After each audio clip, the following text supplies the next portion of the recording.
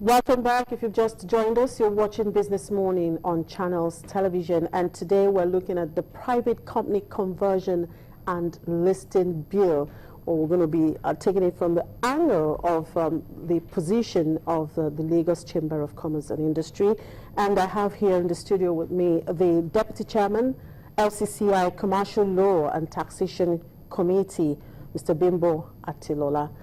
Good morning. Thank you for joining me, Mr. Atilola. Good morning. All right. We've been talking about this private company conversion and listing bill. Let's begin. Let's just break it down. Let's understand what it is about and what it is that the government or whoever that is proposing this bill is trying to achieve. Thank you very much. The Private Companies Conversion and Listing Bill of 2013 was initiated by the Deputy Chairman of the House of Representatives Committee on Capital Market, one Honorable Emeka Chris Zubogu. And the main provisions of that bill, which is the principal provision, is that any private company which has any of the 3 qualification or features, which I'm going to mention shortly, should convert to public company and have its shares listed on the floor of any of the Nigerian registered stock exchange. The first qualification is that if your shareholder funds is in excess of 40 billion naira, or your annual turnover is in excess of 20 billion naira, or your total assets of the company in excess of 80 billion. The first is 40 billion, the second 80 billion, the third 80 billion. Then you are under the obligation to convert to public company and have your shares listed on the stock exchange. So that's basically the main gist of this bill. Right. The Lagos Chamber of Commerce seem to be opposing this bill. Why?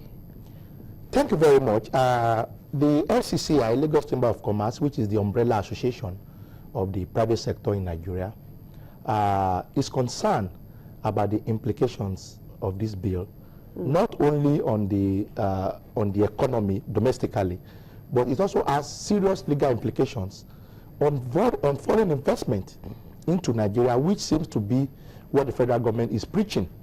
So the bill, in the view of LCCI, is not only counterproductive, but is antithetical to our drive for foreign investment.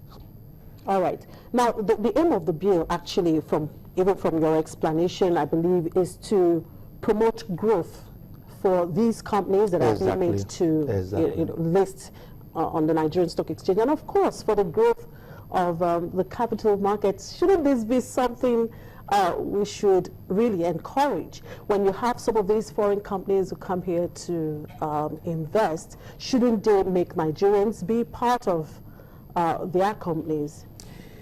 Yes, let me quickly say this, that even the sponsor of the bill, Honorable Asubogu himself, listed some objectives which the bill, according to him, seek to achieve. The first is that, according to him, that it is going to boost development of the capital market. 2, it will enable the private companies, according to him, when they get listed, to access funds from the banks easily, and that contribute to the Nigerian GDP.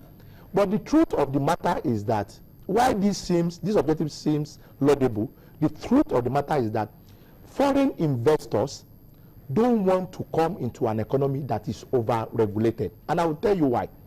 Worldwide, private companies is usually the preferred vehicle to invest in a foreign land because they want to have significant control over their assets.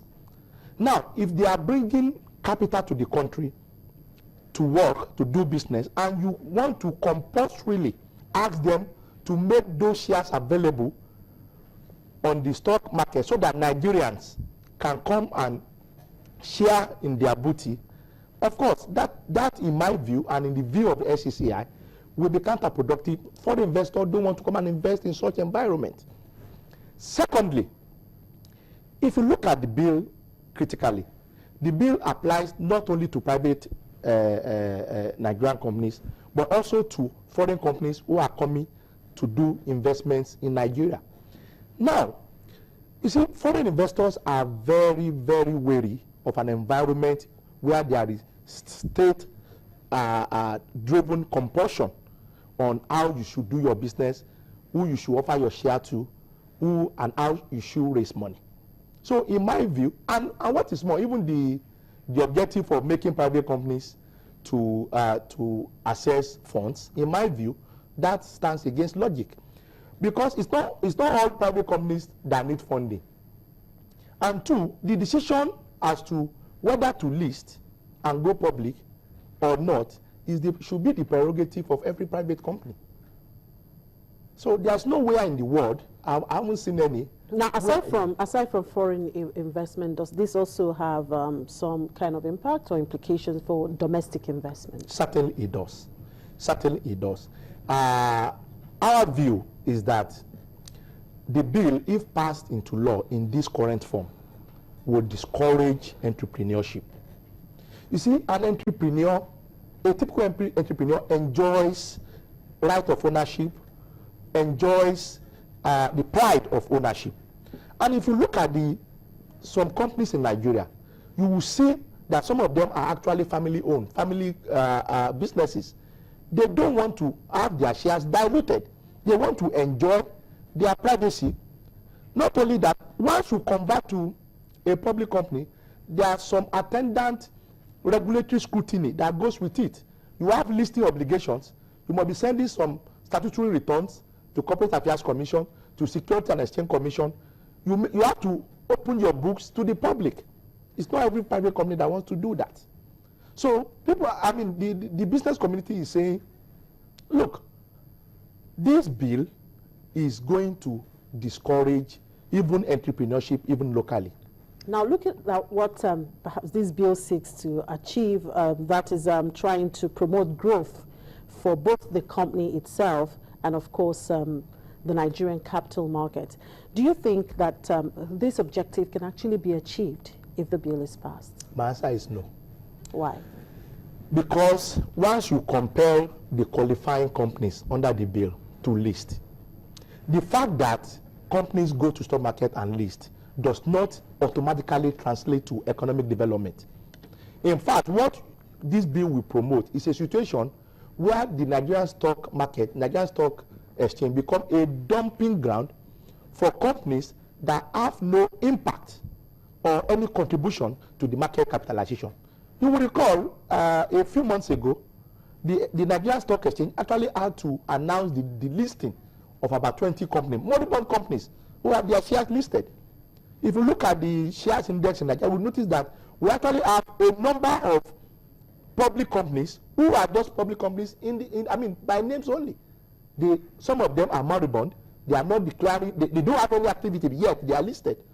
So while listing, promoting listing of private companies on the floor of stock exchange maybe seem to be an admirable venture, but the truth of the matter is that private companies should not be compared to this, because when you compare them, you just flood the market with stocks that are not useful.